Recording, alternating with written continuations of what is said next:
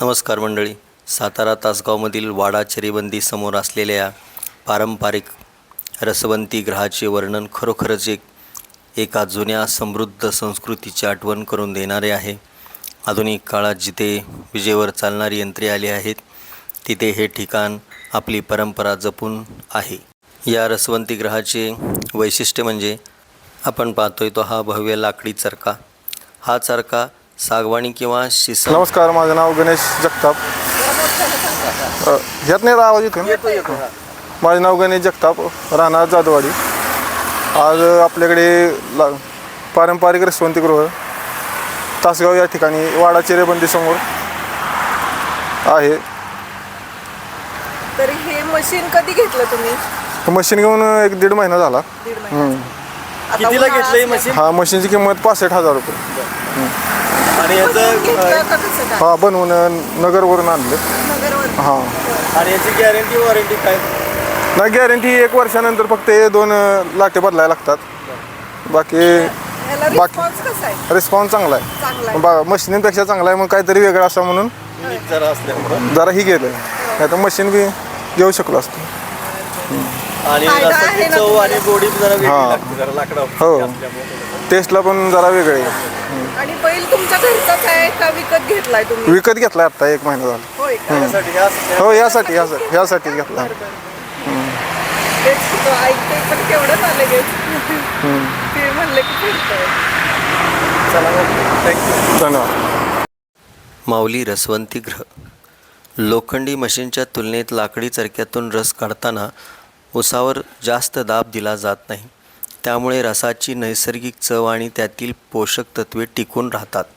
याला घाना असेही म्हटले जाते, ज्याची घरघर एक वेगळाच लयबद्ध नाद निर्माण करते. यंत्राऐवजी इथे बैलाचा वापर केला जातो, ज्या या ठिकाणाला खऱ्या अर्थाने पारंपरिक बनवते. बैलाच्या गळ्यातील घुंगरमाळांचा आवाज आणि त्याच्या चालण्याचा वेग रसवंतीच्या वातावरणात एक वेगळीच प्रसन्नता आणतो. हे केवळ एक दुकान नसून प्राणी आणि मानव यांच्यातील सहजीवनाचे एक सुंदर उदाहरण ठरते.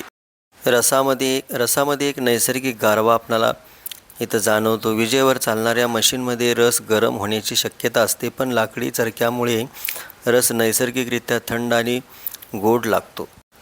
हे आपण आता पाहतोय की हा लाकडी चरखा गाडी अशी सुंदर बनवलेली आहे आणि खास इथं येऊन तुम्ही याचा आनंद घ्या रसाचा. आणि हे जी गाडी आहे बनवलेली जुने रसवंती गृह, याचाही तुम्हाला इथे आनंद मिळेल. आणि रसाची जी चव आहे ते अतिशय सुंदर, आपण रेग्युलर जे काय मशीनमधनं घेतो त्यापेक्षा खूपच वेगळे आहे, जे तुम्हाला आता पाहायला मिळेलच. हे अतिशय सुंदर असं हे घाना, लाकडी घाना.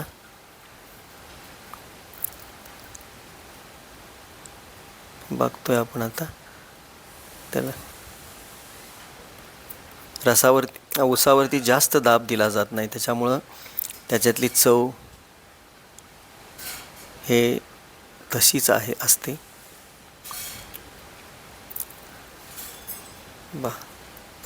अतिशय सुंदर असं. आणि रसाची क्वालिटी खूप सुंदर आहे. आता ग्लासमध्ये ओततायत. ग्लासमध्ये ओतल्यानंतर आपल्याला त्याची एक क्लिअर आणि ट्रान्सपरंट आपल्याला जाणवतं की खरोखरच किती सुंदर असा हा रस आहे. आणि पिल्यानंतर तर आहा, क्या बात. अतिशय सुंदर असं हे रस. तर तुम्ही इथं या आणि याचा आनंद नक्की घ्या.